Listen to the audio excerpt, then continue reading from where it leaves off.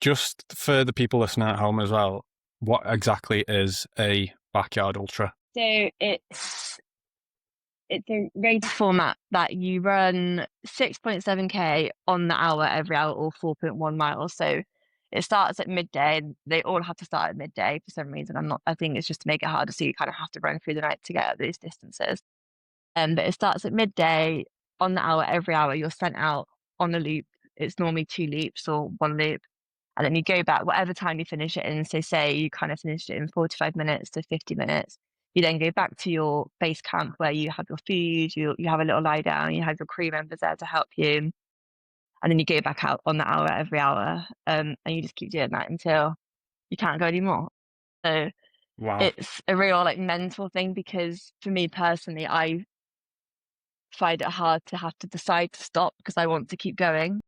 It's not like it's a race where you've got a finish line where you get to and then you stop. It doesn't really matter if you're happy with your time or not, you kind of just stop. Whereas in this race format, you have to be the person to decide when to stop. So what is it that's going through your mind then later on in the race as to why you should stop or why you should keep going? Because like you say, there's not that much of a rest that you're getting. It's maybe 10, 15, 20 minutes if you're a bit quicker. Yeah, so I did a few like sims in training where I'd run like 5K every 40 minutes to kind of replicate what I'd be doing on race day, but obviously not to the same distance or to the extreme. Um and I did one with my friend and we did 8 5Ks with a little rest in between as kind of like a simulation of race day. And like we both felt fine and we thought like we were like, what when are we going to hit the wall sort of thing? Like when's it going to happen? But I think because you're running so slow compared to what you race in training or race like paces in other races, your body obviously doesn't tire as quickly. So for me personally, for the first like 10 laps, I felt absolutely fine. My legs felt fine, my body felt fine. I was eating, I was drinking, I was going to the toilet, and like, all the times I should have been going to the toilet, I wasn't dehydrated. And then it wasn't until kind of the night time, obviously everything changes then, like it's dark, no one's really talking, music's turned off, it's kind of a different vibe.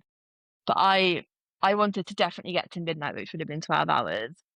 And I kind of said to myself, like, after midnight, I'll then take it like lap by lap, and just see how I get on.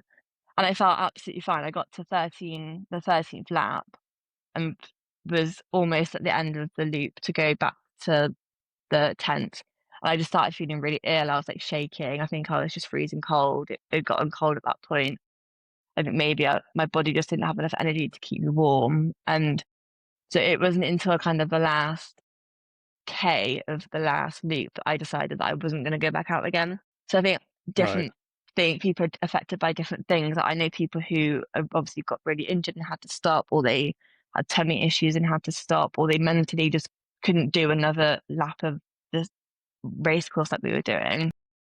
So I think everyone obviously has their different reasons to why they stopped. But for me, I was too, because it was would have been 1 a.m. I was too worried about going out again in the dark, not feeling very well, and kind of not knowing would I make it back to kind of they had first aiders around the course. They're not if I was going to make it back without kind of like fainting or passing out or something. Yeah, I can imagine it gets pretty dangerous as well, especially, you're Yeah. 12, 13 hours into working out basically with very short rest periods. Yeah, I mean, you obviously have to sign a waiver, you have to be fit, and you kind of have to train for it. It'd be a silly thing to do without training. But I'd never Yeah. trained throughout the night. I'd never trained kind of past like 10 p.m. Obviously, I trained from like January onwards, so it was all through the winter. So I trained in the dark and the cold and all that side of things. But I'd never ran overnight. It's just not really something that you can do that as a female runner. Like you can't go out running at midnight I or guess it's whatever. the mental fatigue of when you'd usually be in bed as well. Exactly. And I Imagine that like my starts sleep. creeping in. I hate being cold and I hate being tired. So being cold and tired 13 hours into a race just was not ideal. And that I think that's probably what cracked me in the end. Um, but yeah, I know for next time now, and hopefully I can train. Whether that's just kind of going to a gym that's open 24/7 and doing it in the gym to kind of feel a bit safer. I don't know, but yeah, now I know what cracked me, so hopefully I can work on it. How do you balance as well your pacing? So obviously you run slower than you usually would, but then obviously that time is then eaten into your rest time as well because you're running for Yeah. longer within that hour period. I think in that I probably didn't train enough. I think a lot of people go into it knowing exactly what time they want to be back in their tent for. I kind of didn't do that, and I kind of wanted to go just based off heart rate. So I was just going, trying to keep in zone one, zone two.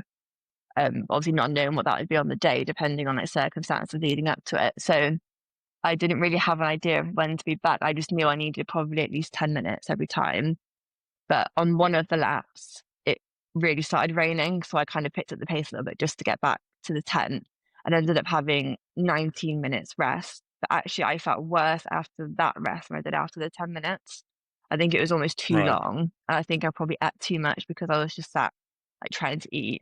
I had like 10 Jaffa cakes, Yeah. which is great because it's loads of carbs. But then I went back out and just felt a bit like not sick, but like my tummy was a bit heavy. And I was like, oh, that probably was a bit too much food and probably a bit too much sitting around. So it's hard to get the Yeah, I balance can imagine right. your legs start stiffening up and things like that if you sit around for too long.